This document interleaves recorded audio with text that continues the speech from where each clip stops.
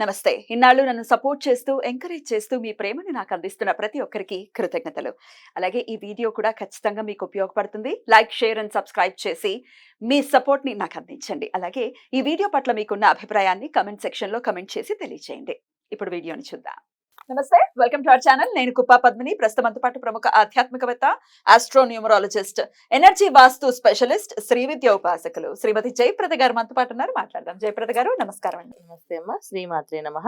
నక్షత్రాల గురించి చెప్తున్నారు. నక్షత్రాల ఏ ఏ నక్షత్రంలో పుట్టిన వాళ్ళు ఎలా ఉంటారు, ఎట్లాంటి పరిహారాలు చేసుకోవాలి, వాళ్ళ గుణగణాలు ఏంటి, ఇవన్నీ కూడా చెప్తూ ఉన్నారు. కాబట్టి ధనిష్ట నక్షత్రం దగ్గర ఉన్నాము. ధనిష్ట నక్షత్ర జాతకులు ఎలా ఉంటారండి, అసలు ఏం చేసుకోవాల్సి ఉంటుంది, ఎట్లాంటి ఆరాధన చేసుకోవాలి ఫర్ ద బెటర్ లైఫ్? తప్పకుండా. ధనిష్ట అంటే సూపర్ నక్షత్రం ఇది. అవునా? చాలా పని అయిపోవాలి అయిపోవాలి అనుకునే లక్షణం ఉన్న నక్షత్రం ఇది. ధనిష్ట నక్షత్రంలో అమ్మాయిలైనా అబ్బాయిలైనా బాగా చదువుతారు. మెయిన్ చదువు ఉంటే అన్నీ వస్తాయి. వీళ్ళు బుద్ధిగా చదువుతారు, అందువల్ల అన్నీ వస్తాయి. సో ధనిష్ట నక్షత్రం మకర రాశిలో ఉన్న 2 పాదాలు మకర రాశిలో ఉంటాయి, 2 పాదాలు కుంభంలో ఉంటాయి. సో మకరలో ఉన్న అమ్మాయిలు బుద్ధిగా చెప్పిన మాట విని సాంప్రదాయాన్ని, ఆచారాలను, వ్యవహారాన్ని పాటిస్తారు. కుంభంలో ఉన్న 2 పాదాలు పాటించరు. అవునా? అయ్యో. ఒకటే నక్షత్రం, వాళ్ళ పద్ధతి ఏంటి ఆ డిఫరెన్స్? సో మకర రాశిలో ఉన్న 2 పాదాలు వాళ్ళు బుద్ధిమంతులు, కొంచెం చెప్పిన మాట వింటారు. అమ్మాయిలు, అబ్బాయిలు కాదు. అబ్బాయిలు ధనిష్ట నక్షత్రం వాళ్ళు బుద్ధిమంతులు అనేది ఏం లేదు. రెబలా? కొంచెం అలాగే ఉంటారు. అంటే అంత రెబల్ గా కనిపించదు కానీ స్వభావం అలాగుంటుంది. మనసులో వాళ్ళకు ఉండే ఆ ఉద్దేశం అలా ఉంటుంది. బయటికి మాత్రం ఎక్స్ప్రెస్ చేయరు, ఉద్దేశం మాత్రం అంతే. ఏంటి చేయకపోతే ఏంటి అని చెప్పేసి మనసులో అనుకుంటారు, బయట మాట్లాడరు.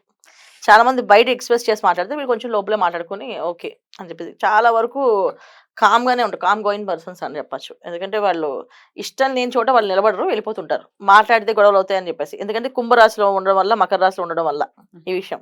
శని భగవానుడికి కోపం వస్తే పనిష్మెంట్ ఇస్తాడు తప్ప ఆయన మాట్లాడు, ఓన్లీ పనిష్మెంట్ ఇస్తాడు. కానీ కుజ నక్షత్రం కదా, మరి ఆ రెబల్ ఇది ఉంది, తత్వం ఖచ్చితంగా ఉంటుంది. బయట ఎక్స్ప్రెస్ అవ్వదు అంతే. లోపల మనిషి నచ్చకపోతే లేచి వెళ్ళిపోవడం. సో తర్వాత వాళ్ళు దాని గురించి ఎక్స్ప్రెషన్ చేయడం. కానీ వీళ్ళు ఏంటంటే వీళ్ళ కెరియర్ వీళ్ళందరూ ఎలా చూసుకుంటుంటే వీళ్ళు వాళ్ళ ఫ్యామిలీ, వాళ్ళ భవిష్యత్తు ఎలా ఉంది, ఎలా చేసుకోవాలి, దీని ప్లానింగ్ ఉంటుంది. వేరే ప్లానింగ్స్ ఉండవు. వీళ్ళు అర్థం చేసుకోవడం కష్టమే ఒక విధంగా చెప్పాలంటే. చాలా మంది అమ్మాయిలు కానీ అబ్బాయిలు కానీ అర్థం కారు. వీళ్ళు మంచి చేస్తున్నారా చెడు చేస్తున్నారా అనేది కూడా డౌట్ వాళ్ళకి. ఎందుకు అంటే రీజన్ వాళ్ళకి ఏది నచ్చుతుందో వాళ్ళతోటే కనెక్ట్ అవుతారు. అది తల్లిదండ్రులైనా అవ్వచ్చు, భార్యాభర్తలైనా అవ్వచ్చు, బయట వాళ్ళైనా అవ్వచ్చు. ఇలాంటి భార్యాభర్త ఇద్దరు అండర్స్టాండింగ్ ఉందనుకోండి, వాళ్ళిద్దరు ఫ్రెండ్లీగా మాట్లాడతారు. భార్య అర్థం చేసుకోలేదు, ఆయన ఆవిడతో పంచుకోడు, వదిలేస్తాడు. భార్యకి భర్త అర్థం కాలేదు, వదిలేస్తాడు. అంటే వదిలేయడం అంటే విడిపోవడం కాదు, షేర్ చేసుకోవడం, పంచుకోవడం, మాట్లాడుకోవడం, కష్టసుఖాలు చెప్పుకోవడం ఉండదు. సో వీళ్ళకి అది మెయిన్ ఇంపార్టెంట్. దానివల్ల ఏంటంటే వీళ్ళకి కొంచెం సాంసారికంగా ఇబ్బందులు ఉంటాయి. అన్నిట్లో సక్సెస్ అయితే అలా అదృష్టవంతులే కదా, అలా అవ్వదు. ఈ నక్షత్రంలో ఎక్కువ ఫ్యామిలీ ప్రాబ్లమ్స్ ఎక్కువగా ఉంటాయి. అంటే భార్య భర్త అర్థం చేసుకోకపోవడం, కొంతమందికి 2-3 వివాహాలు అవ్వడం, ఇవి ఈ నక్షత్రం వాళ్ళకి, ధనిష్ట నక్షత్రం వాళ్ళకి మాత్రం ఉంటుంది. అది పరిస్థితి డిపెండ్స్, జాతకంలో లగ్న భావాలు దాన్ని బట్టి. సో కుజుడు ఏ ప్లేస్ లో, అమ్మాయిలకైతే కుజుడు ఎక్కడ ఉన్నాడు, ఏ ప్లేస్ లో ఉన్నాడు. సో 2వ వివాహం అంటే అంత ఈజీ ఏం కాదు. అవుతుంది అంటే అది కారణం కుజుడు ఉండే ప్లేస్. అబ్బాయి అంటే శుక్రుడు ఎక్కడున్నాడు, శుక్రుడు ప్లేస్ బట్టి అబ్బాయి జరుగుతుంది. సో ఈ 2 ప్లేస్ మనం ఎప్పుడు చూసుకుంటేనే బాగుంటుంది అలా అనమాట. మామూలుగా అయితే ధనిష్ట నక్షత్ర లక్షణాల ప్రకారం అయితే ఏంటంటే వీళ్ళకి ద్వితీయ వివాహం ఉంటుంది అనేది ఉంది ఒకటి. 2 వీళ్ళు మాట ఎవరు చెప్పినా వినరు, వాళ్ళు నచ్చింది వాళ్ళు చేస్తారు. ఫైనల్గా మనం చెప్పేదాన్ని విన్నట్టు వింటారు కానీ చెయ్యరు, వాళ్ళకి అనుకూలంగా చేస్తారు. ఇది వీళ్ళకి ఎక్కువగా. చదువు అంటే బాగా ఇంట్రెస్ట్, చాలా విషయాలు మీద బాగా అనాలిసిస్ చేస్తారు. ఎక్కువ సాఫ్ట్వేర్ రంగాల్లో వీళ్ళు రాణిస్తారు.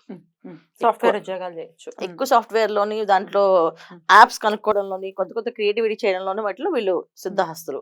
చాలా చిన్న విషయానికి వాళ్ళు కాంప్రమైజ్ అవ్వరు. పెద్ద విషయంలో వాళ్ళకి ఏ విషయమైనా బాగుంది, అది అక్కడ బాగా రిజల్ట్ ఉంటుందంటే వెళ్తారు. జనరల్ గా ఏంటంటే చాలా మంది ఏంటంటే ఇక్కడ ₹1 తక్కువ వస్తుంది, అక్కడ ₹1 ఎక్కువ వస్తుంది, మారిపోవడం అలాంటివి ఏమి ఉండవు వీళ్ళకి. ఒక దగ్గరే ఉంటారు, పర్ఫెక్ట్ గా రావాలి, అమౌంట్ వాళ్ళకి అనుకూలంగా రావాలి. అది సో సంపాదించడంలో ఫస్ట్ ముందు సంపాదన, తర్వాత ఫ్యామిలీ, ఆ తర్వాత మిగతా విషయాలు. వీళ్ళు అలా చూసుకునే లక్షణాలు ఎక్కువగా ఉంటాయి ఈ ధనిష్ట నక్షత్రం వాళ్ళు. ఆరోగ్యం ఎలా ఉంటుంది? ఆరోగ్యం సమస్యలు ఉంటాయి, ఎందుకంటే వీళ్ళు టైం టు టైం తినరు. 1, 2 తింటే హెవీగా తింటారు, కొంతమంది అసలు తినరు. ఇన్రెగ్యులర్గా తింటుంటారు. దానివల్ల ఆరోగ్య సమస్యలు కొంచెం ఉంటాయి. ఎలాంటి సమస్యలు ఉంటాయి అంటే గ్యాస్ట్రిక్ సంబంధించిన ఇబ్బందులు, బ్యాక్ పెయిన్ సంబంధించిన ప్రాబ్లమ్స్, కాళ్ళకు కాళ్ళ దగ్గర నుంచి వెయిన్స్ లాగేస్తుంటాయి చాలా మందికి, అదొక సమస్య వీళ్ళకి. తర్వాత ఒక్కోసారి కొంతమందికి థ్రోట్ ఇన్ఫెక్షన్ వస్తుంది, అది వస్తే తగ్గదు, చాలా ఇబ్బంది పడుతుంది. అంటే వాళ్ళకి అక్కడ శుక్రుడు కలిసి ఉంటే కనుక ఆ థ్రోట్ ఇన్ఫెక్షన్ వస్తుంది.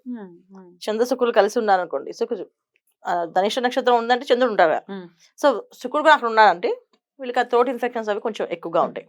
అలాంటి ఇబ్బందులు ఉంటాయి. ఆరోగ్య సమస్యలు ఇబ్బంది ఎక్కువగానే ఉంటాయి. కొంచెం జాగ్రత్తగా ఆహారాలు తీసుకోవడం కానీ, నియమం పాటించడం కానీ, మెడిటేషన్ చేయడం, యోగా చేయడం ఇలాంటివి చేస్తే వీళ్ళు తగ్గుతుంది. అయితే డెఫినెట్లీ అలాగే ఆరాధన విషయంలో ఈ ఆరోగ్యపరమైన ఇబ్బందుల్ని అధిగమించడం కోసం ఏ దేవి దేవతల ఆరాధన చేయొచ్చండి? ఆరోగ్యం కోసం అని కాదు, వీళ్ళకి మెయిన్ ఫ్యామిలీ నుంచి ఇబ్బందులు ఉంటాయి. కుటుంబంలో వీళ్ళు అర్థం చేసుకోవడం కానీ, కుటుంబాన్ని వీళ్ళు అర్థం చేసుకోవడం కానీ, 2 రకాల ప్రాబ్లమ్స్ ఉంటాయి వీళ్ళకి. సో వీళ్ళు ఎక్కువ సుబ్రహ్మణ్య స్వామిని ఆరాధించాలి.